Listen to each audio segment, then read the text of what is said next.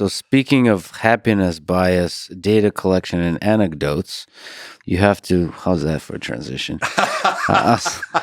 You have to tell me the story of the call you made, the customer service call you made to demonstrate a point about wait times. Yeah, this is very early in the history of Amazon. Yes.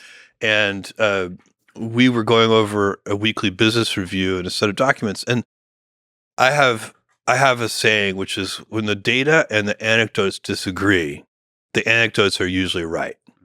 And it doesn't mean you just slavishly go follow the anecdotes then. It means you go examine the data.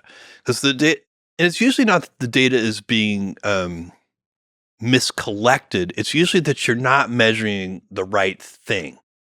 And so, if you have a bunch of customers complaining about something, and at the same time, your metrics look like they shouldn't be complaining, you should doubt the metrics.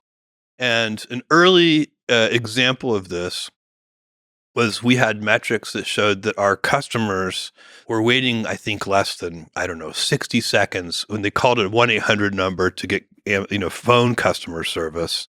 The wait time was supposed to be less than 60 seconds. But we had a lot of complaints that it was longer than that. And anecdotally, it seemed longer than that. Like, I would call customer service myself.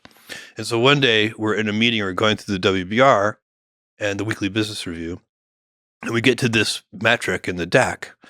And the guy who leads customer service is to fit in the metric. And I said, okay, let's call. And I picked up the phone and I dialed the 1-800 number and called customer service. And we just waited in silence for What did it turn out to be? Like it was really long, more than 10 minutes, I think. Oh, wow. I mean, it was many minutes.